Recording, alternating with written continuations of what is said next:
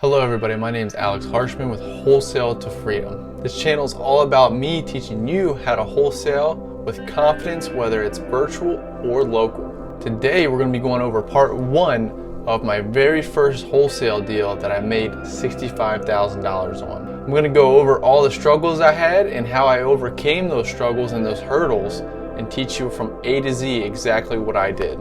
I actually already made a first wholesale deal video on this particular deal, but I wanted to recreate this because it was when I first started YouTube, and I actually recorded that video at like 4 in the morning while my kids were sleeping, and so I didn't want to wake them, and this one's going to be a little bit better and more in depth for you, and that's why I wanted to recreate this, because I got a lot of questions on what my first wholesale deal was and how I did it. But as I said, I'm not going to hold anything back, so let's dive straight in. So let's talk about my wholesaling journey up until this point and how long it actually took me to get this deal. At this time, I was actually working for another company that was wholesaling around 2 to 5 deals per month as their dispositions manager. What that means is I was responsible for everything after once we were under contract with the seller. So I had to find the buyer, coordinate with the title company, transaction coordinator. I was handling all that communication between the seller, the buyer, and the title company. And I would also go to the closings, collect the check for the company. I had already done around 30 to 40 deals at this point whenever I came across my first wholesale deal on my own, but I had never done the whole A to Z process. And so this was my very first one of doing that. I wasn't very good at talking to sellers as I didn't have a system in place at the time, and I really just did not know what to expect throughout this whole process. A couple months into that job, I decided I wanted to do this on my own, and so I opened up my own LLC and started marketing, and that's how I began starting wholesaling. I actually experimented, but I did not really stay consistent with direct mail, so that just didn't pan out for me. But I did have a website that I set up through investorcarrot.com, and I stayed consistent with that for the entire length of the time it took me to get my first wholesale deal, which was actually 9 months. For those who don't know what Investor Carrot is, it's actually a pre-built website that attracts motivated sellers to your website. That way they can submit their contact info, or they can give you a call based off the phone number on the website, which is exactly what happened to this lead. And it cost me around $50 per month to keep it up. So, I didn't invest a whole lot of money, and as you can tell, it made me $65,000 in the end. So it's a great strategy to get started in a passive way to have this website up and start building that SEO. I'm not an affiliate at all of Carrot, Investor Carrot, but if you wanted to check out their website and their products, I'll put a link in the description below so you can check that out. As I mentioned, the seller had called me through my Investor Carrot website and actually had called my free Google Voice number because I was doing this the free way, besides maybe like $50 to $100 per month in marketing. And so I set up a Google Voice number, which the seller called me and left a voicemail because I was busy at the time. I didn't answer. And this is exactly what that voicemail sounded like. Hi, this is Anna. Wanted to discuss property I have at Maryland. If you have a chance, or if you have any interest in this mixed use, it's retail, first floor, and 1 bedrooms above it, please give me a call back. Thank you. How many of you would think that seller was motivated based off that voicemail? Leave a comment below and let me know if you would call them back. To me, the person sounded very well put together, and they even kind of sounded like an investor themselves because they even left their phone number twice, and that's something that's pretty common in the investor world, or anybody who really has been on the phones before and is really good at leaving business information. After I got that voicemail, I was super excited to call the person back. I just got this lead, and I was like, yes, I got a lead, and I'm going to call him back. But first, I was thinking to myself, what the heck am I going to say? I had just pulled in the driveway at my house, and I was just thinking, how am I going to do this? I said, screw it, I'm just going to send it. And so I made the call, and I said I would figure it out along the way, and that's exactly what I did. Before I called, though, based off that voicemail you heard, I had a lot of information he'd given me, like it was a multi-use property, so there was commercial and residential, as well as he'd give me the address so I could pull up a Google Street View and look at the image of that property and get a better idea of what this thing looks like, so when he goes to describe it to me, I could put my notes down and actually put a mental picture to it, which also helps, in performing research. I got on the phone, and he had mentioned to me that he had called all the We Buy Houses websites in the area and I was the first one to call back. This is where you guys who are starting out can actually get an advantage over the competition, because a lot more established people, they have systems and processes that may take a little bit of time before people get in contact with these leads. So that's where, as a person starting out, you can be the hustler you are and contact that lead immediately. When I asked why he wanted to sell it, he had actually mentioned to me he had bought this property from another wholesaler 5 years ago, and that he was an investor himself. Right off then, I was like, what the heck? Does this guy not know I'm a wholesaler too? I mean, what would you be thinking? He told me he wanted to sell his underperforming 6-unit property, and he was just ready to get rid of it. And of course, he did ask me, hey, are you a wholesaler?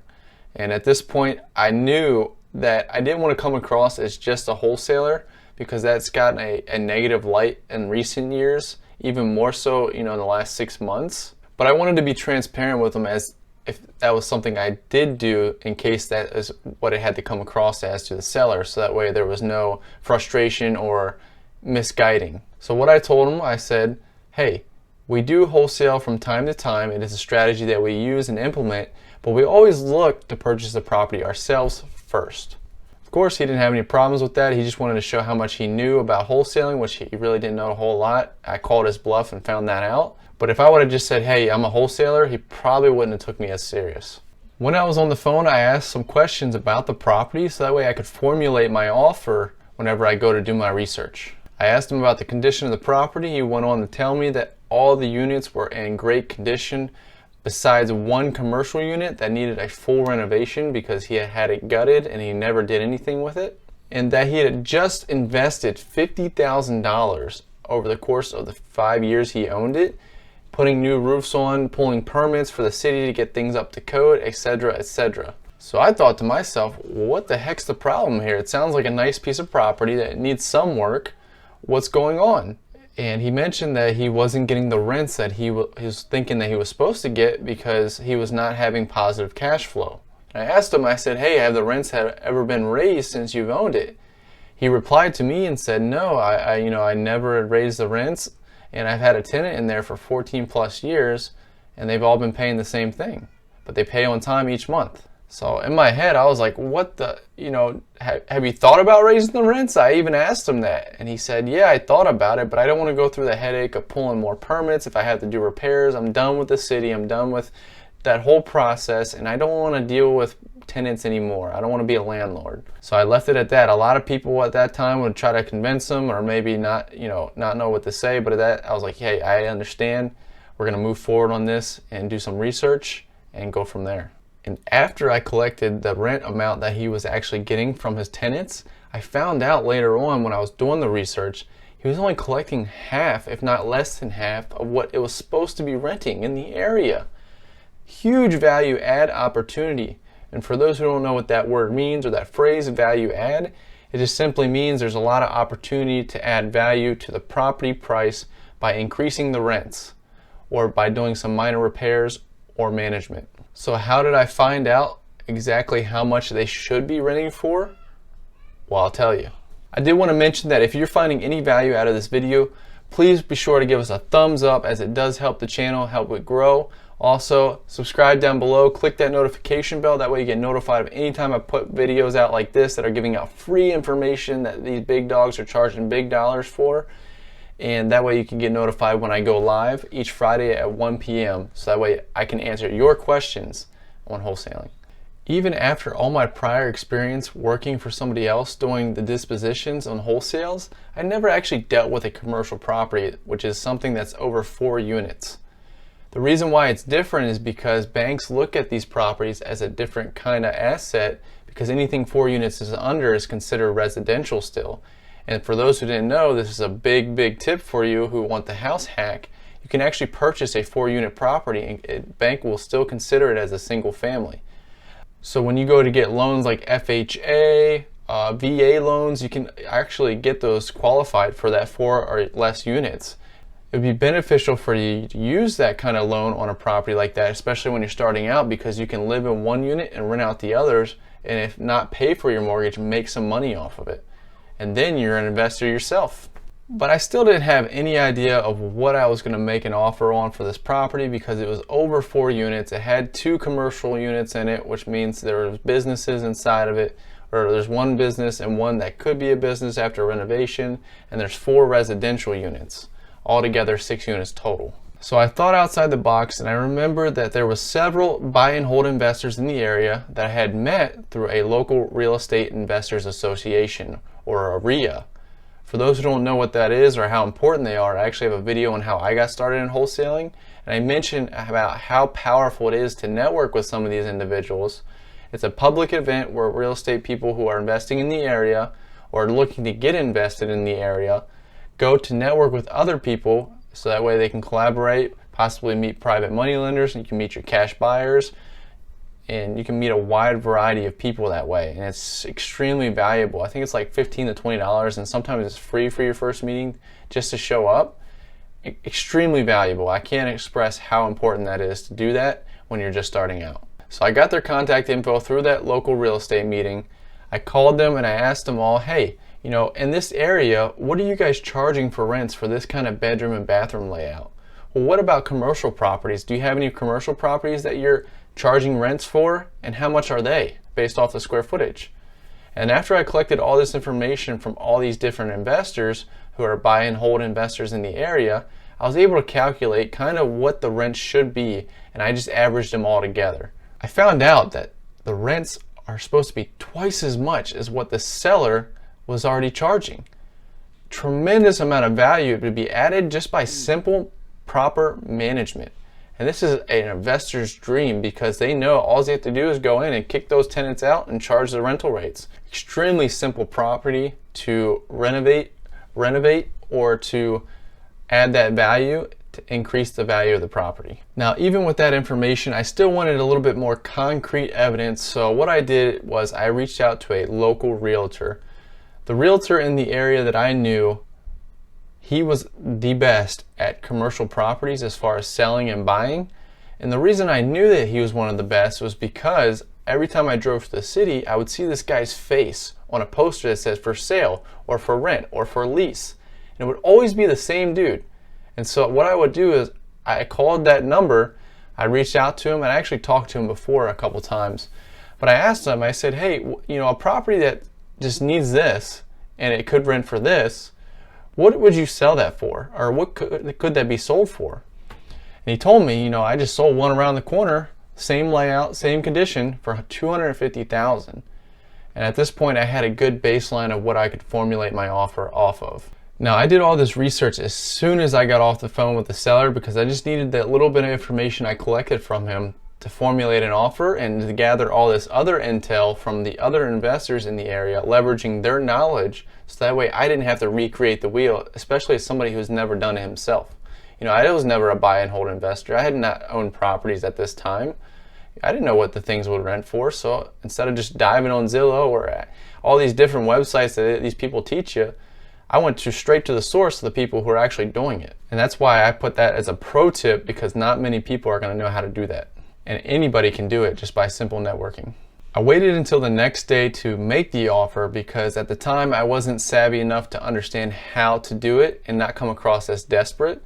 So I thought the best thing to do was to wait, which I could have lost the deal to somebody else had they asked the same question I'm about to teach you. If you want to come across as not desperate and you want to make the offer the same day you called them, you can call them back and just say, hey, my partner had a free opening today. You know, we were doing a lot of research on other properties. I had a seller cancel, and so we were going to call you back to see if we could just make you the offer now. We expedited the research and we wanted to make that offer. Is that okay? And that's how you can get over coming across as desperate to the seller. You just ask them, hey, you know, we had a free appointment. We expedited the research with the research team. Here's where we're at. Boom. When I got on the phone though, I asked him one last time. I said, hey, is there a price that you would want to be at? Because he had not given me a price and he said he was just looking for offers. And he said, nope, I'm just looking for offers at this point. So once he didn't give me an offer price, I kind of had an offer in mind that what I wanted to ask to see if he would accept. It was a very lowball offer based off of it almost being worth $250,000. I knew as a wholesale deal, I'd probably have to get this for, you know, at least half of that. And I was just going for the home run on this. And so I offered him $125,000. He didn't say anything for what seemed to be an eternity. After about 5 to 10 seconds, he had actually mentioned, "Hey, you're in the ballpark, but I got a higher offer." He said, "Let me think on it." And that's when I asked him the cold-blooded killer question that I'm going to teach you right now that got me that deal over all these investors. Remember the real estate meeting I was talking about? Well, a lot of those investors I network are wholesalers. And after I'd closed this deal, they'd actually told me that this seller had contacted them and they even made an offer on the property, and he went with me because I asked this one question. I said, "What price would you be willing to move forward today?" Key word is today. Remember, we're going to lock this thing up today. And he told me $140,000. Can you imagine the excitement I had in my head? I was trying not to lose it on the phone. I was trying not to come across as excited, desperate. You know what I mean? I just didn't want to blow the deal. And he was only asking $15,000 more than my offer price that was extremely lowball. I said, "Let me talk to my partner." I put him on hold for like 30 seconds. I said, "My partner's okay with that. It's a little bit higher than what we wanted. I wanted to make him sound like he won." And we sent the contract, and I asked him, I said, "Hey, how long before we get this back? Because we're looking at a lot of properties right now." We wanted to give him the fear of loss. And he told me that he would have it signed and sent back the same day. And he did. But we weren't out of the woods yet. We had to move on to finding a buyer for this property, which was extremely difficult for me because, again, this was my first wholesale deal from A to Z, and there was a lot of hurdles that I had to overcome and I was not prepared for. And I want to share those with you in the next episode because this video is going on long enough, and I wanted to make sure that you guys can really absorb the information that I'm giving you, because I dropped a lot of value in this video.